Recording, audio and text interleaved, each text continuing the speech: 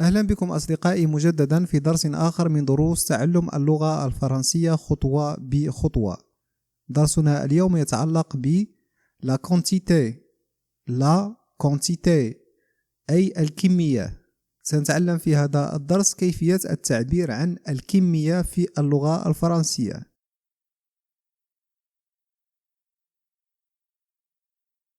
ونبدأ أولا أصدقائي ببعض الأمثلة. de l'eau, un verre d'eau, de la farine, un kilo de farine, de la farine, un kilo de farine, du soleil, pas de soleil.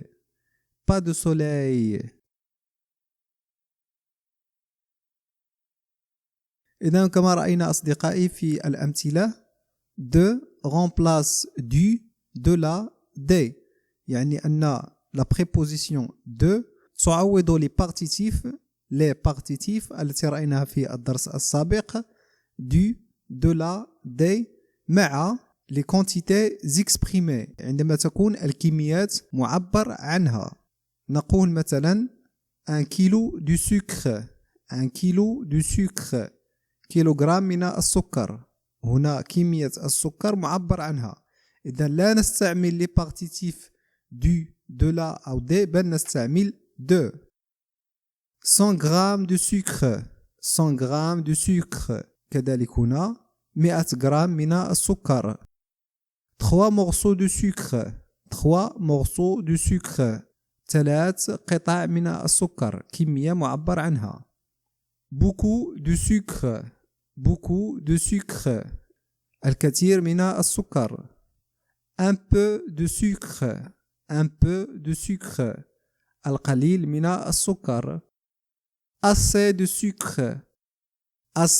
sucre ما يكفي من السكر. ما يكفي من السكر. إذن هنا في الحالة الأولى عندما تكون الكمية معبر عنها أو الكميات معبر عنها فإن de remplace تعوض les partitifs أو les articles partitifs du, de la, des.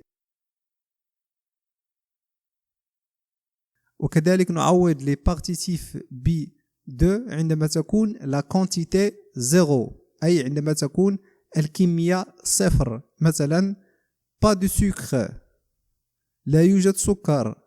plus de sucre لا يوجد سكر تماما. jamais de sucre لا سكر أبدا. pas de sucre plus de sucre jamais de sucre. كل هذه التعابير تعبر على أنه صفر سكر، صفر كمية، la quantité zéro. لكن هناك انتباه أصدقائي، نقول beaucoup de livres الكثير من الكتب. pas de sel لا ملح. ولا نقول beaucoup de livres، هذا الخطأ شائع ويتكرر كثيرا. نقول beaucoup de livres ولا نقول beaucoup de livres، لأن دي هنا article partitif، والكمية هنا كمية الكتب معبر عنها، يعني الكثير من الكتب. نقول beaucoup de livres. وكذلك نقول pas de sel ولا نقول pas du sel، نقول pas de sel. إذن كتلخيص أصدقائي بالنسبة لهذين الدرسين، الدرس الذي تعرفنا فيه على les partitifs du, de la, des، وكذلك تلخيص هذا الدرس الذي تعرفنا فيه على كيفية التعبير عن الكمية. إذن كتلخيص بالنسبة لي la quantité non exprimée الكمية الغير معبر عنها، السؤال يكون ب quoi. مثلا عندما نسأل tu manges quoi. je mange de la viande، je mange du pain، je mange du riz إلى غير ذلك.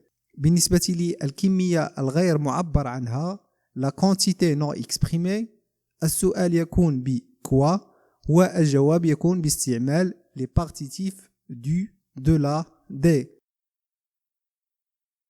بالنسبة لي الكمية المعبر عنها la quantité exprimée عندما تكون الكمية معبر عنها فإن السؤال يكون ب combien.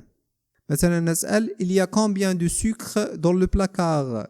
الجواب يكون 1 kilo de sucre, beaucoup de sucre أو pas de sucre. إذن الجواب يكون بذكر الكمية مع استعمال la préposition de.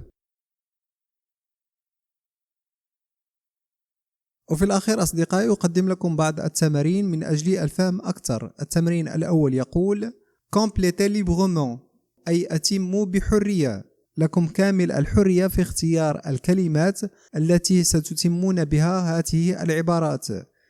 لدينا في المثال الأول مثلا 1 كيلو دو فارين كيلوغرام من الدقيق أو الطحين. المثال الثاني 200 غرام أي 200 غرام. نقول مثلا 200 غرام دو ري 200 غرام دو ري 100 غرام من الأرز. une tasse نقول مثلا une tasse de thé كما يمكن أن نقول une tasse de café. لكم الحرية في اختيار الكلمات. المهم هو أنه يجب أن نستعمل de من أجل التعبير عن الكمية المعبر عنها. un carnet دفتر نقول un carnet de timbre مثلا beaucoup الكثير beaucoup de farine un peu de sel القليل من الملح 3 litres 3 لترات 3 litres de lait 3 لترات من الحليب 2 tranches نقول مثلا 2 tranches de saucisson 2 tranches de saucisson أي شريحتين من النقانق. un verre نقول مثلا un verre d'eau كأس من الماء. un morceau قطعة un morceau de pain قطعة من الخبز. un bouquet باقة نقول un bouquet de fleurs باقة من الزهور. un paquet رزمة أو طرد نقول un paquet de feuilles رزمة من الورق.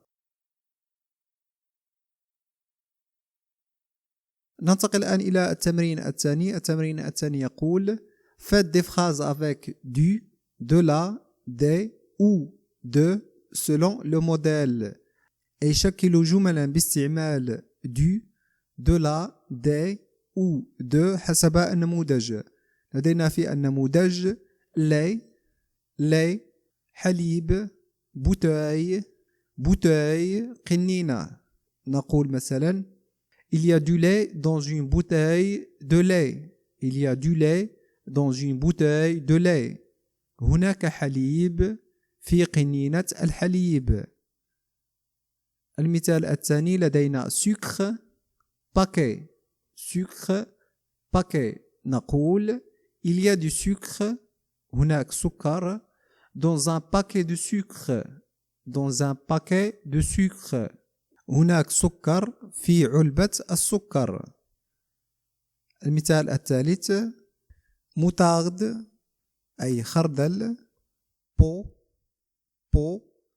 كوز أو وعاء الذي يوضع فيه الخردل. نقول il y a de la moutarde dans un pot de moutarde. il y a de la moutarde dans un pot de moutarde. pomme de terre أي بطاطس. sac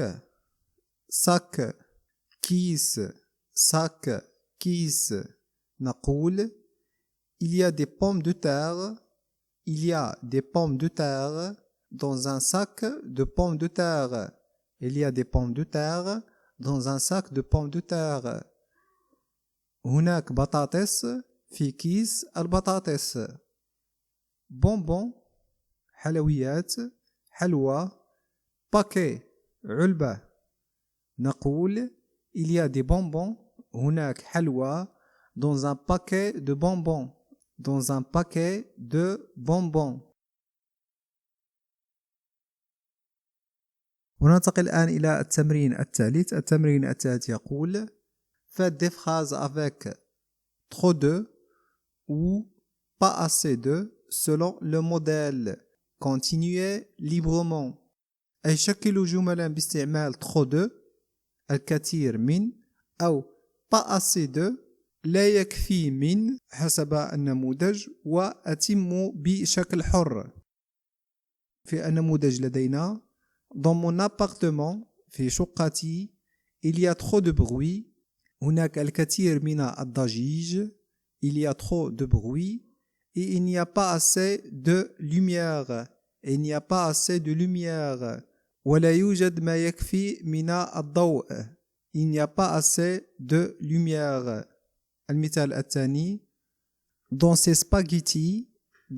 spaghettis في هذه المعكرونة نقول il y a trop de sel. Il y a trop de sel. هناك الكثير من الملح. Il n'y a pas assez de sauce. ولا يوجد الكثير من الصلصة. لا يوجد هناك صلصة كافية. Dans mon entreprise في شركتي أو في مقاولتي il y a trop de travail. هناك عمل كثير. Et il n'y a pas assez de vacances. Et il n'y a pas assez de vacances. ولا توجد هناك عطل كافية. À la télévision في التلفاز نقول مثلا il y a trop de publicité. Il y a trop de publicité. هناك الكثير من الإشهار. Et il n'y a pas assez de bons films.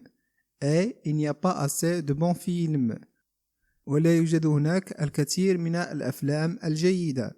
Il n'y a pas assez de bons films.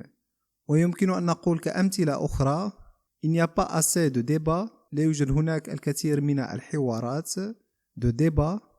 pas assez de sport. لا توجد رياضة كافية. pas assez de sport. trop de violence. الكثير من العنف.